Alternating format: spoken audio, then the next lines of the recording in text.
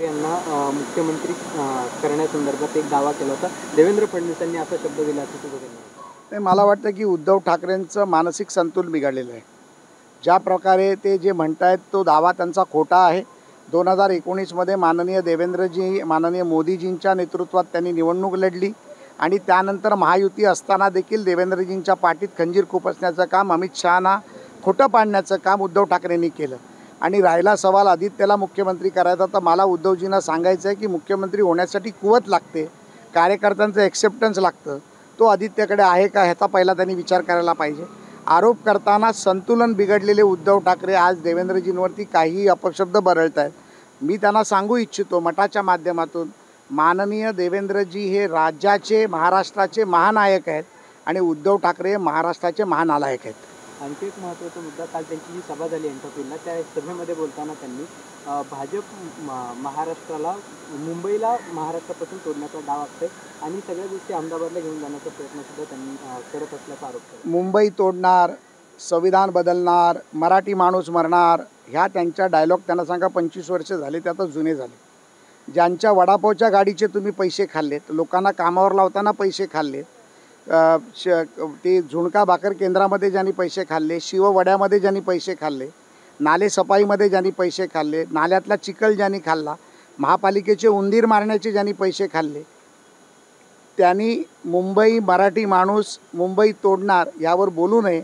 आम्ही जर तोंड उघडलं तर तो मिठी नदीचा चिखल किती टनामध्ये तोंडात जाईल याची काळजी त्यांनी करावी. शेवटचा प्रश्न असा की त्यांनी आज निवडणूक आयोगावरती एक टीकास्त्र सोडलेलं आहे.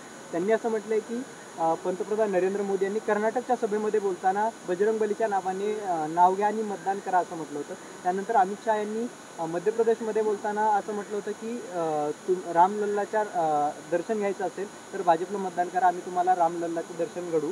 त्याचप्रमाणे आता आम्ही आमच्या गीतामध्ये जय भवानी हा शब्द वापरला आणि हिंदू धर्म शब्द वापरला आहे, तर त्यावरती निवडणूक आयोगाने ते शब्द वगळण्याची सूचना केली. हा दुटप्पीपणा असल्याचं त्यांनी म्हटलं. मला वाटतं की उद्धव ठाकरे पुन्हा एकदा गल्लत करतायत. हिंदू है हम, हिंदू है हम.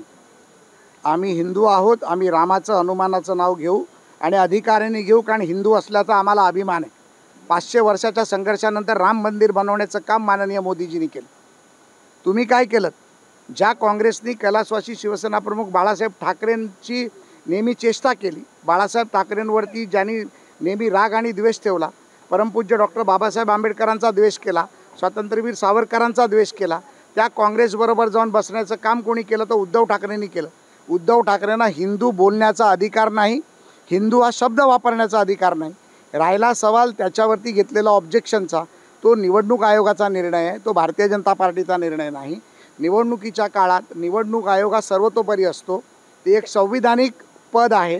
त्यामुळे ते जर त्यांना माहिती नसेल तर रोज सकाळी अर्धा तासाची ट्युशन मी त्यांना देऊ शकतो. त्यांच्या कोंबड्याकडनं ट्युशन घेण्यापेक्षा त्यांनी माझ्याकडनं ट्युशन घ्या. त्यांनी असं म्हटलं की भाजपच्या दबावाखाली निवडणूक आयोग काम करतो. नाही, आता तर हरताना दिसल्यावरती सर्व तसं दिसतं. EVM पण खोटं दिसतं. त्यामुळे उद्धव ठाकरेचं मानसिक संतुलन बिघडलेलं आहे.